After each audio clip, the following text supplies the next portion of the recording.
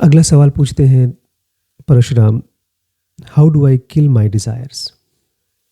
मैं समझ गया मुझे डिटैच होना है, तो मैं अपनी इच्छाओं को कैसे मारूं। गुरुदत्त कहते हैं, जब तक तुम्हारे पास सेल्फ नॉलेज नहीं है, अपने बारे में ज्ञान नहीं है। नमस्कार दोस्तों, स्वागत है आपका डीप नॉलेज में। आज हम लोग गुरु दत्तात्रेय और परशुराम के बीच की जो बातचीत है त्रिपुरा रहस्य नाम की किताब में, उसमें से ये 4 सवाल लेंगे। सबसे पहला सवाल है, what is the root of this maya. इस ब्रह्मांड में जो हम लोग हैं, इसको जितने भी समझदार लोग हुए हैं, कृष्ण, राम, बुद्ध, इन सभी लोगों ने कहा है कि ये दुनिया माया है। हालांकि बुद्ध ने तो इसको एकदम अलग तरीके से कहा है, अनंता कहा है इसको, कि मैं नहीं हूँ, कि ये ब्रह्मांड मैं नहीं हूँ। तो परशुराम आज पूछते हैं गुरु दत्तात्रेय से कि ये माया का रूट कॉज क्या है, आखिर किस वजह से ये माया क्रिएट हुई, ये इल्यूजरी वर्ल्ड क्रिएट हुई। और दूसरा सवाल है कि अगर इच्छाओं की वजह से हम यहाँ पर आए हैं, डिज़ायर्स की वजह से, क्योंकि ज़्यादातर स्क्रिप्चर्स यही कहती हैं कि हमारे अंदर में इच्छाएं हैं जिसकी वजह से हम बार बार इस दुनिया में फंसते हैं। तो मैं अपनी इच्छाओं को कैसे मार दूँ, कैसे ख़त्म करूँ, ये पूछते हैं परशुराम। और तीसरा सवाल है, what would I do after you are gone. Parshuram पूछते हैं गुरु दत्तात्रेय से कि अभी तो आप मेरे पास हैं, मैं आपसे सवाल जवाब कर सकता हूँ, आप मेरी हेल्प कर सकते हैं, लेकिन ऐसा हमेशा के लिए नहीं होगा। एक टाइम ऐसा आएगा जब आप चले जाएंगे, तो उस समय मेरी हेल्प कौन करेगा, मैं क्या करूं उस समय। और लास्ट में परशुराम एक वेदना शेयर करते हैं, अपनी दुख, कि मैं कुछ भी कर लूं, हूं तो एक शरीर ही, एक मॉर्टल, आपकी तरह नहीं हूं। आप तो एक दैविक पुरुष हो, एक महान योगी हो, तो मेरी हालत आप जैसी कभी नहीं हो पाएगी। 4 बातें हैं, 4 सवाल हैं, जिसको हम आज कवर करेंगे। और फिर से मैं आपको रिमाइंड करा दूं, ये सुपरफिशियल बातें नहीं हैं। इन बातों के ज़रिए आपके मन में थॉट्स के वाइब्रेशन कम होने चाहिए, लेकिन उसके लिए थोड़ा सा आपको पेशेंस रखना होगा, आपको सुनना होगा ध्यान से। बीच बीच में विचार आपको कहीं ले जाएंगे, आपको वापस आना होगा। दत्तात्रेय कहते हैं, the root maya is love her self, कि इस माया का जो रूट है, अब थोड़ा ट्रिकी चीज़ है, हम लोगों को ऊपर से लगेगा कि बड़ा ख़राब चीज़, कि भगवान अपने आप को तो एक अलग ही जोन में रखते हैं जहाँ पर कभी कोई मरता नहीं है, कभी कोई पैदा नहीं होता, लेकिन हमारे लिए ये मृत्यु लोक बनाया गया है जहाँ पर हम मरते हैं। ऐसा नहीं है। दत्तात्रेय कहते हैं कि जो रूट माया है, जो जड़ में प्राइमरी माया है, वो है लव, खुद love. It is love to be. लेकिन ये लव प्राइमरी लव है, बाकी सब प्यार इसके बाद आते हैं, लेकिन सबसे पहला लव है जो हम सब के अंदर में है। इसको बोलते हैं लव टू बी, होने की इच्छा। इनफैक्ट इच्छा भी नहीं कहेंगे, होने की अर्ज, होने की तृष्णा, होने की चाह, लव टू बी। हर एक व्यक्ति ये चाहता है कि उसकी बीइंगनेस, उसका प्रेजेंस कंटिन्यू करे, और ये किसी ने बनाया नहीं है ऐसा। कोई मैट्रिक्स में कोई आर्किटेक्ट हो और उसने सब कुछ बना करके आपको उसमें डाल दिया हो, ऐसा नहीं है। ये वर्ड बार बार आता है पूरी किताब में, स्पॉन्टेनियस, कि ये जो लव है वो स्पॉन्टेनियसली क्रिएट हुआ है, किसी ने किया नहीं है जानबूझ के। इसलिए अपने दिमाग में से विचार को छोड़ो कि कोई और रिस्पॉन्सिबल है मेरे बंधन के लिए, इस माया में मेरे फंसने के लिए। और ये प्रोसेस अनंत काल से चल रहा है और चलता रहेगा। कौन सा प्रोसेस? कि जो बीइंगनेस है वो कंटिन्यू करना चाहती है, वो शाश्वत रहना चाहती है, होना चाहती है। एक तरह से देखा जाए तो जो हम प्यार एक्सपीरियंस करते हैं, भाव एक्सपीरियंस करते हैं, वो उसी प्राइमरी भाव का एक शैडो है। हमारा प्यार कंडीशनल होता है, कोई हमको देता है तो हम उसको देते हैं, लेकिन जो प्राइमरी लव है वो कभी ना ख़त्म होने वाला है और वो अनकंडीशनल होता है। गुरुदत्त कह रहे हैं कि लव में से लव निकलता है। तो ये ब्रह्मांड केवल माया नहीं है, ये एक एक्सप्रेशन ऑफ लव भी है, प्रेम का एक्सप्रेशन भी है। और एक बड़ी मिस्टिकल चीज़ कहते हैं आज से हज़ारों साल पहले। गुरुदत्त कहते हैं, परशुराम तुम मुझे अभी सुन रहे हो और इस बातचीत को आज के बाद कई सौ सालों तक, कई हज़ार सालों तक लोग सुनेंगे, बहुत से लोग सुनेंगे। तो जिस वजह से वो सुनेंगे वो भी प्रेम है। इस बात को सुनने के लिए कोई किसी को मजबूर नहीं कर सकता, और ऐसी बातें मजबूरी में समझ में भी नहीं आती, ये केवल प्यार से समझ में आती हैं। इसी चीज़ को कृष्णमूर्ति ने अलग तरीके से कहा है। वो कहते हैं कि अगर दो लोगों को, एक गुरु है और एक शिष्य है, और इन दोनों को आपस में कुछ सीखना है, कुछ कन्वे करना है, तो दोनों के बीच में एक रिलेशनशिप ऑफ लव होना चाहिए। इसीलिए अगर मैं आचार्य प्रशांत के बारे में कुछ कहता हूँ, उसमें से कोई बात किसी को ख़राब लग जाती है, तो लोग कमेंट सेक्शन में लड़ने के लिए आ जाते हैं। वो उनका प्यार है उस गुरु के लिए। तो जब भी इस दुनिया में कोई इस ज्ञान को सुनेगा या कोई भी एक्टिविटी कर रहा है, तो उसमें एक तिनका प्यार का है, वो प्यार की वजह से है। तो जो प्राइमोर्डियल माया है वो है ओशियन ऑफ लव। ये समंदर है, प्यार का समंदर, जो केवल धरती पे नहीं फैला हुआ है, जहाँ जहाँ तक हम इमेजिन कर सकते हैं वहाँ, और उसके भी बियॉन्ड फैला हुआ है। तो जिसको हम माया कहते हैं वो एक तरह से समंदर है प्यार का। जिस क्षीर सागर में भगवान विष्णु आराम करते हैं, वो सागर है ओशियन ऑफ लव, प्रेम का सागर। लेकिन जब मैं प्रेम कहता हूँ तो ये इमेजिन मत करिएगा जिसको हम लोग इस दुनिया में जीते हैं, ये इसी का और प्योर वर्जन है। तो एक तो है प्राइमोर्डियल लव, लेकिन जब वो एक व्यक्ति के साथ फंस जाता है, लव जब इस बॉडी के साथ फंस जाता है, तो क्रिएट करता है अटैचमेंट। इस ब्रह्मांड में सारे एक्शंस लोग करते हैं क्योंकि वो सेल्फ को प्यार करते हैं, लेकिन कारण है प्यार। और जो इंसान इस बात को समझ जाता है, उसका इस सांसारिक चीज़ों के साथ अटैचमेंट ख़त्म होने लगता है। मेरे पास एक पेन है, उसको मैंने ऐसे बंद कर दिया, ऐसे खोल दिया। एक छोटे बच्चे को लगेगा एक मिरेकल है ये, और इसी पेन में से एक कोना है जो लिखता है, और कुछ पॉइंट के बाद इसकी स्याही ख़त्म हो जाएगी और ये पेन लिखना बंद कर देगा। लेकिन जिसको पता है वो इस कलम को खोल सकता है और इसके अंदर की रिफिल बदल सकता है, लेकिन ये केवल वही कर पाएगा जिसको पता है। आमतौर पे जिनसे हम मिलते हैं, ज़्यादातर लोग वो एक तरह से स्वार्थ की ज़िंदगी जीते हैं, लेकिन उनको पता नहीं है कि वो स्वार्थ क्यों है। इसलिए उनको लगता है कि जो हो रहा है वो सही हो रहा है।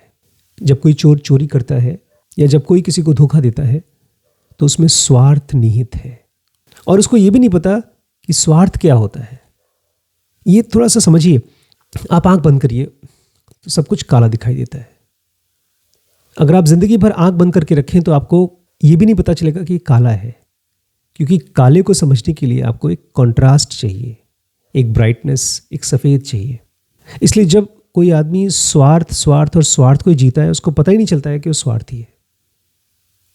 वो ज़रा सा कॉन्ट्रास्ट जब मिलता है, जब उसको एहसास होता है, अच्छा मैं इसलिए अपने आप को बचाने की कोशिश कर रहा हूँ क्योंकि मैं अपने आप से प्यार करता हूँ, जैसे ही आपको ये समझ में आएगा, आप थोड़ा सा डिटैच्ड हो जाओगे। ये ठीक ऐसे ही है जैसे आपने ज़रा सी आँख खोली, एक झलक पाया रोशनी का, अब आप दोबारा अंधेरे में रहेंगे तब भी इस रोशनी को भूल नहीं पाएंगे। और जिस दिन आपका अटैचमेंट इस सांसारिक चीज़ों से अलग हो जाता है, ख़त्म हो जाता है, आप देखेंगे आपके और इस संसार के बीच में कोई डिफरेंस नहीं है। और ऐसा इसलिए है क्योंकि ये दुनिया तुम्हारे ही कॉन्शियसनेस की लाइट में क्रिएट हुई है।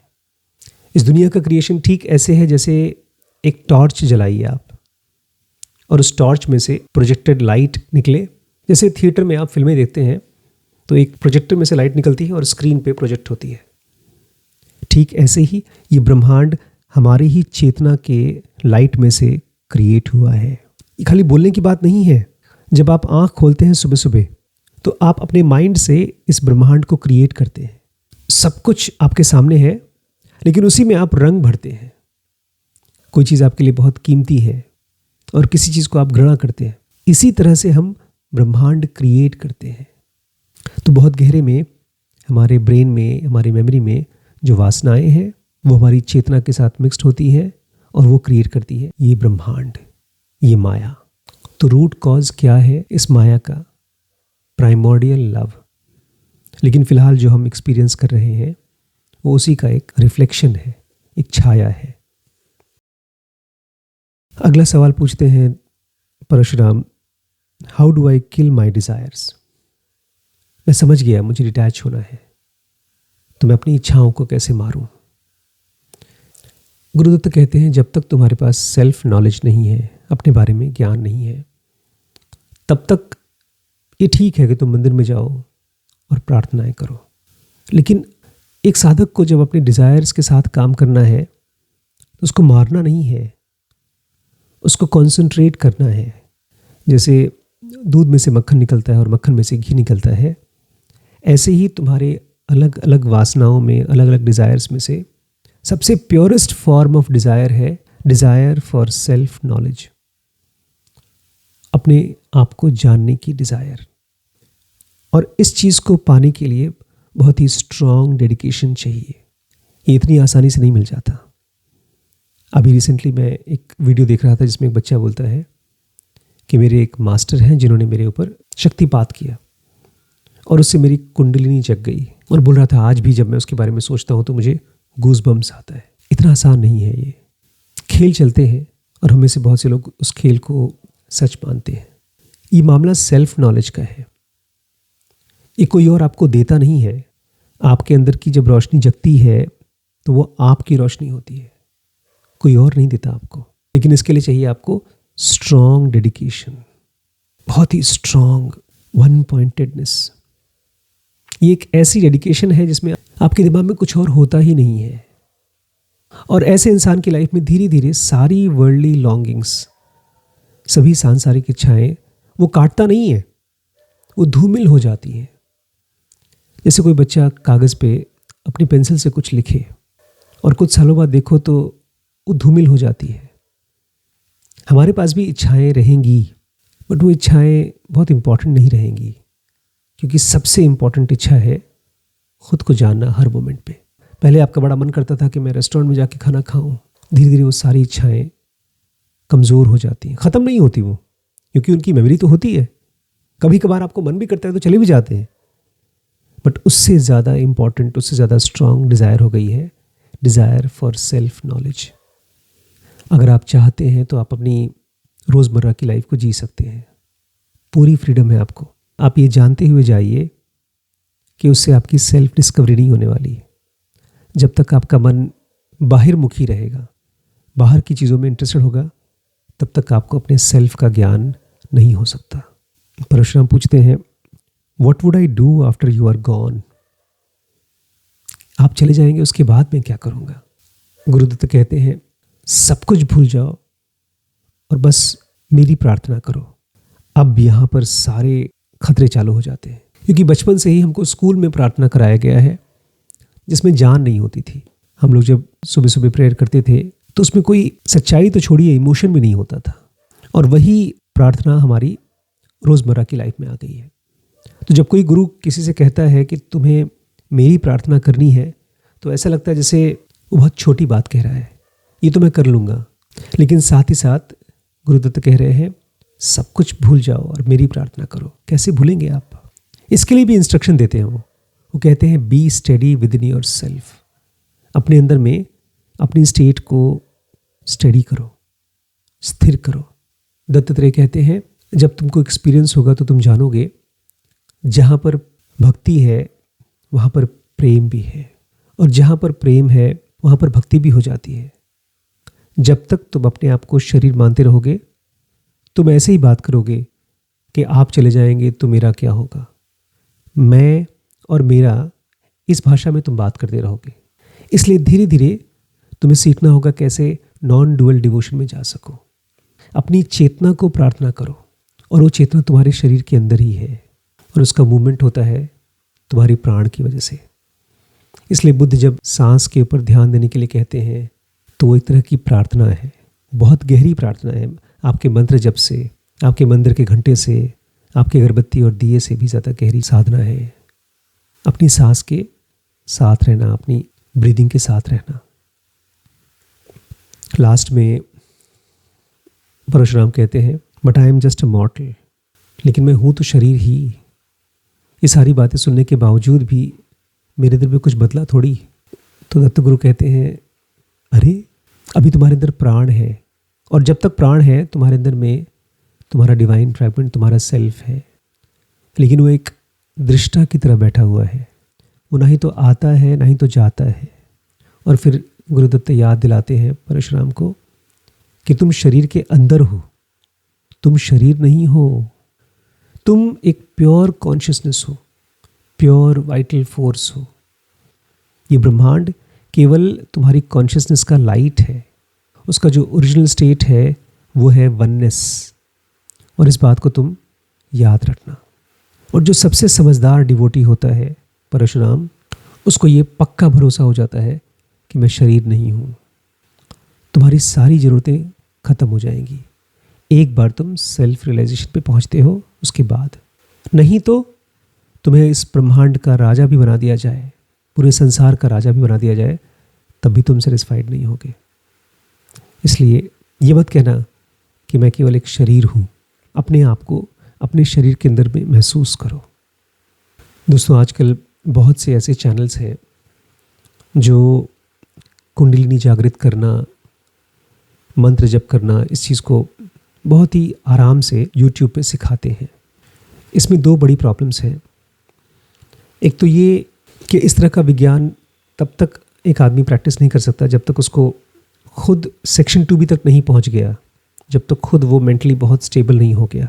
और दूसरा वो कि इसमें से ज़्यादातर बच्चे इस तरह की प्रैक्टिसेस में इसलिए आना चाहते हैं क्योंकि वो सक्सेसफुल होना चाहते हैं अपने आप में, अपनी लाइफ में, अपने करियर में, अपने जीवन यापन में। लेकिन ये चीज़ काम करती नहीं है। मुझे याद है जब मैं कल की आश्रम में था, कुंडलिनी जगाने के नाम पे बहुत टाइम वेस्ट किया मैंने वहाँ। कुछ एक्सपीरियंसेस भी हुए, लेकिन उससे लाइफ में कोई ट्रांसफॉर्मेशन नहीं हुआ। तो मुझे लगता है कि जितना हम कुंडलिनी के बारे में सोचते हैं उतना ही हमको नकली एक्सपीरियंसेस क्रिएट हो जाते हैं। कैसे पता चलता है कि आपकी लाइफ में सचमुच में कोई ट्रांसफॉर्मेशन हुआ है? हर चीज़ ठीक हो जाती है, आपकी लाइफ की सारी प्रॉब्लम्स ख़त्म हो जाती हैं, मन शांत तो हो जाता है, लेकिन साथ ही साथ बहुत क्यूरियस भी हो जाता है। वो 24 घंटे अपने आप को, अपने मन के ट्रिक्स को पकड़ पाता है। धीरे धीरे ये ट्रिक्स बहुत कम हो जाते हैं, डिज़ायर्स ऑलमोस्ट ज़ीरो हो जाते हैं। इस फिज़िकल वर्ल्ड की कोई भी चीज़ ना आपको अट्रैक्ट करती है ना रिपेल करती है। आप खुद एक क्लैरिटी के पुंज हो जाते हैं। और ऐसा आदमी हील कर पाता है दूसरों को। लेकिन इसका कोई शॉर्टकट नहीं है। इसलिए मैं आप लोगों से प्रार्थना करूंगा कि अगर आप अपने स्पिरिचुअल रास्ते पे चलना ही चाहते हैं तो कुंडलिनी के बारे में बाद में सोचिएगा। पहले अपने मन को स्थिर होने दीजिए, नहीं तो आपका बहुत टाइम वेस्ट होगा। मन ना ऑटोमेटिकली चाहता है ऐसी चीज़ों को ट्राई करो जो हमारी रीच के बाहर है, हमारी पहुंच के बाहर है। और चूंकि वो पहुंच के बाहर है, इसीलिए अभी उसके साथ नहीं काम करना चाहिए। मैंने 7 चक्र पे काफ़ी टाइम काम किया, लेकिन जो चीज़ उसके पहले चाहिए थी उस पर काम किया ही नहीं, माइंड की स्टेबिलिटी। तो इसलिए मैं आपसे रिक्वेस्ट करूंगा दोस्तों, अपनी कुंडलिनी के चक्कर में मत पड़िए। मैं इसके ऊपर भी एक डिटेल वीडियो बनाऊंगा, इन 7 चक्रों के ऊपर, उनका पर्पस क्या है, एक्टिवेट होती हैं तो आपके अंदर में क्या चेंजेस दिखाई देते हैं। बट मैं आपको रिक्वेस्ट के साथ बोलूँगा, अभी आप उसको प्रैक्टिस मत करिएगा, जान लीजिए जब सही समय आएगा तब आप प्रैक्टिस भी करेंगे। बट फिलहाल इस स्टेज पर आपको समझना है कि आपका मन क्या है और कैसे ये मन शांत हो सके, तैयार हो सके ध्यान के लिए। ठीक है।